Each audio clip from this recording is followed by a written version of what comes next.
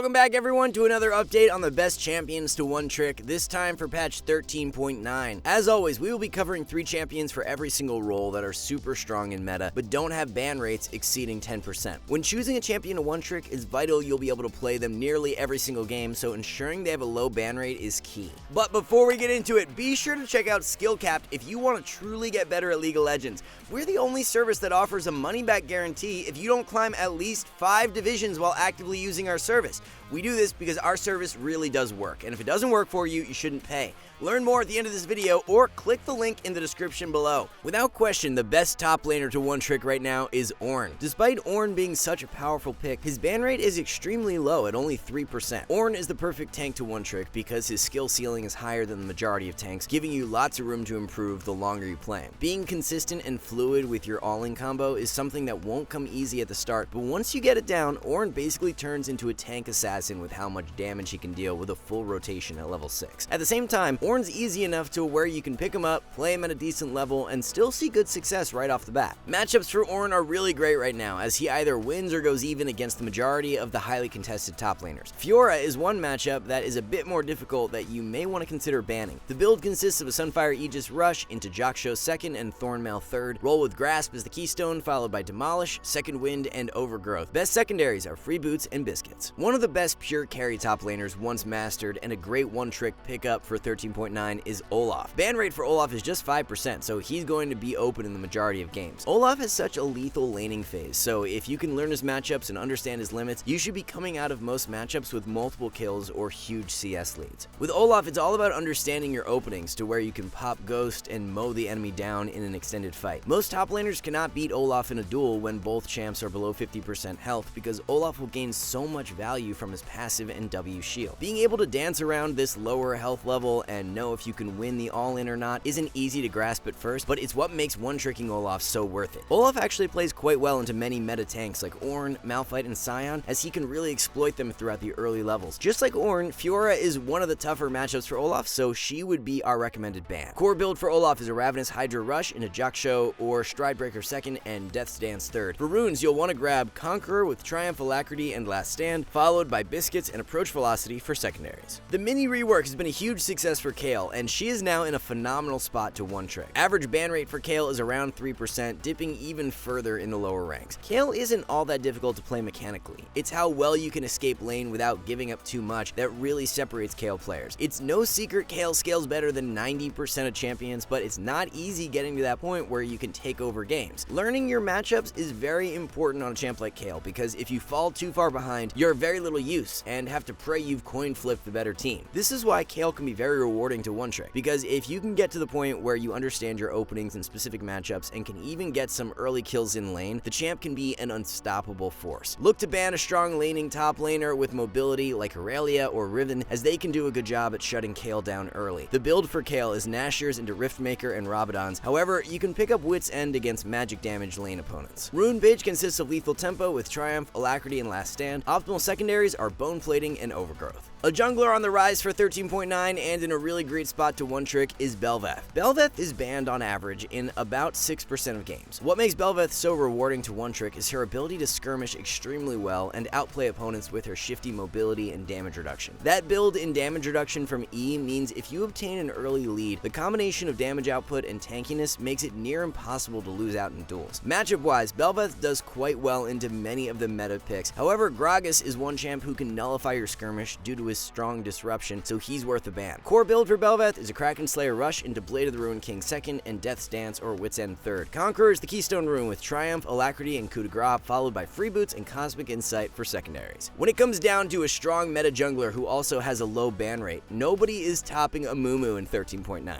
Ban rate is on average around 2%, with it spiking to around 4% in the lower ranks. Buffs to W have turned out extremely impactful, as Amumu's early skirmish power has been kicked up a notch. Amumu's early game has always been his weakest point, so the added damage on W at rank 1 has been huge for him. If there is one jungler you spam right now and collect some free elo with, it's Amumu. So take advantage while you can before he's either nerfed or his ban rate becomes too high. Being consistent with Q is really the only difficult part about Amumu, as everything else in his kit is very straightforward. Even though Amumu may not have the highest skill ceiling, that doesn't mean he's not a good one-trick champ, as his strength in meta is just too good to pass up on. Build for Amumu is a Demonic Embrace Rush into Jaksho Show second and Sunfire Aegis third. Run Conqueror for the Keystone with Triumph, Tenacity, and Last Stand. Best secondaries are Cheap Shot and Ultimate Hunter. Riot has been very kind to Echo in recent patches, first with Nashor's being buffed and now with Lichbane buffed in 13.9.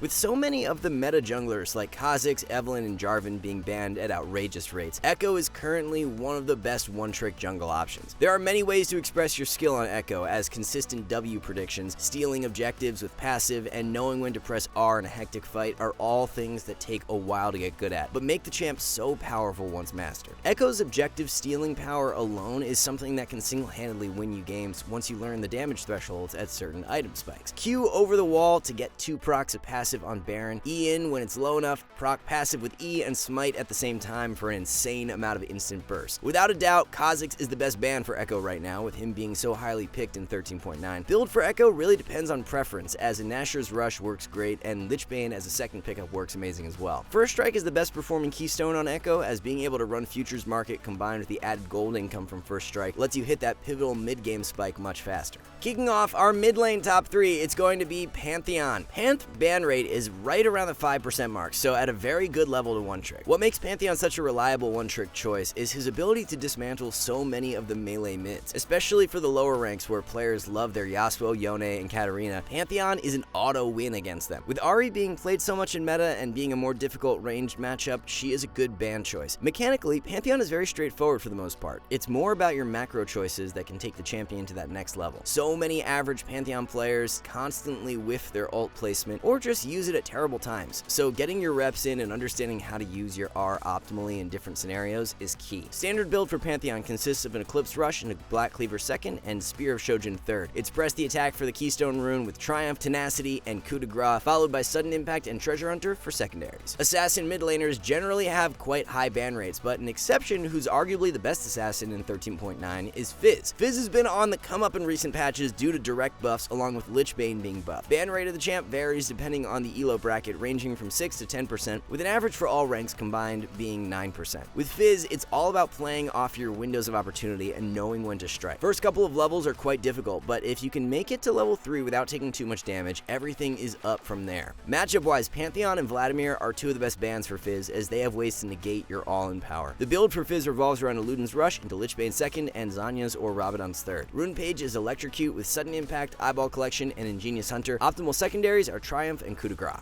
For our third mid lane selection, it's a champ you simply cannot go wrong with right now, being Ahri. With a ban rate of just 6%, Ahri is a very accessible mid lane champion. Ahri doesn't take a ton of skill to be played at a serviceable level, but she definitely becomes way more lethal the more time you put into her. Charm flash plays, using R to redirect the second part of Q, and just hitting Charm on a consistent basis are not easy to pick up on, but drastically improve your carry power on Ahri once you can learn them. Most matchups are either winning or skill matchups for Ahri, but a few that are more difficult and worth a ban include Yasuo and Fizz. Standard build for Ahri is an Everfrost Rush into Shadowflame second and Zanya's or Rabadon's third. Electrocute is the Keystone Rune with Taste of Blood, Eyeball Collection, and Ultimate Hunter. Run Mana Flow and Transcendence for secondaries. In ADC that definitely has a higher learning curve but is very powerful when you put the time into her is Zeri. Ban rate for Zeri is around 4%, with it varying quite a bit depending on the elo. High elo Zeri is banned way more, but in low elo she is very rarely banned at all. Zeri is one of those ADCs you need to be mechanically proficient on in order to see results. Zeri lacks any utility that helps her team out, so you need to be spacing well, kiting properly, and unloading DPS in order to be successful on the pick. With Zeri's Q being such a unique ability, she plays a little different than most ADCs, which definitely has an adjustment period. All that being said, the consistent DPS power of Zeri is unrivaled if you can pilot her well, especially when paired with Yuumi. Build for Zeri consists of a Shield Bow Rush into Hurricane second and Navori Quick Blades third. Lethal Tempo is the Keystone Rune with Triumph, Alacrity, and Last Stand. Take Conditioning and Overgrowth for secondaries. Coming off some really nice buffs last patch, and one of the best ADCs to one trick is Kog'Maw. Ban rate is just 1%, so it's very unlikely you'll not have access to the champ. One trick Kog'Maw players can make the champion look absolutely broken with the DPS power he has in extended fights. It all comes down to optimal positioning and knowing when to move into fights that differentiates the average and mastered Kog players. It's definitely much easier to succeed in a lower mobility ADC like Kog in Season 13 though, with Ghost becoming a meta summoner spell on the champ. Your ban when playing Kog is generally best used on a hard engage meta champ like Hecarim or Malphite. The build is a Blade of the Ruined King rush into Rage Blade 2nd and Wit's End or Hurricane 3rd. Run Lethal Tempo for the Keystone Rune with Triumph, Bloodline, and Last Stand. Conditioning and Overgrowth are the best secondaries. A really great one-trick ADC who can adapt very well to all sorts of circumstances is Tristana. Trist is banned at the same rate as Kog'Maw and only 1% of games. Speaking on the adaptability of Trist, she does a great job of being able to change her playstyle based on the champion her support locks. With a hook support, Trist can match the aggression super well due to her burst power and gap close from W. With an enchanter support, Trist can farm up and scale very well, being an unkillable force in mid-game fights with a Lulu or Melio by her side. Putting time into Trist and being able to abuse the reset mechanic on her W to its fullest potential will really take your carry power to another level. The aggression that Tristana can exert is unlike most ADCs, but it can be a double-edged sword if you don't know when to choose your openings. Ideally, Trist wants to be playing aggro in lane, so banning a support like Janna or Lulu who limits that notion is a good idea. The core build for Trist is a Kraken Slayer rush into Phantom Dancer 2nd and Infinity Edge 3rd. Take Hail of Blades for the Keystone with Taste of Blood, Eyeball Collection, and Treasure Hunter. Triumph and Bloodline are the best secondaries. A support that becomes extremely powerful in the hands of a one-trick is Xerath. With just a 5% ban rate, Xerath is a very accessible champion. The range advantage Xerath has in the vast majority of his matchups allows you to completely take over lanes with proper spell usage and positioning. Poking the enemy ADC when they are going for last hits while sitting at a safe distance to where an enemy melee support can't hook you is the winning formula. Xerath becomes especially oppressive if you can force the enemy under tower because your constant barrage of skill shots make it super difficult for the enemy ADC to focus on farming. Supports who have quick long-range catch power like Rakan are who Xerath can be more vulnerable against, so he's a good ban option. Build is a Luden's Rush into Shadowflame 2nd and Rabadon's 3rd. Grab First Strike for the Keystone Rune with Freeboots, Biscuits, and Cosmic Insight. Mana Flow and Scorch work best for secondaries. This champ has been in an incredible spot to one-trick for a while now, and making the top 3 for another patch is Rakan. Despite Rakan being a very powerful pick in meta, his ban rate continues to remain low at about 5%. If you're tired of having to rely on your teammates to start fights or find engages, Rakan is your answer and one of the best in that regard. With strong vision control, Rakan can take over games with his ability to instantly force a favored fight. The engage combo for Rakan with R into W is not very difficult at all to use.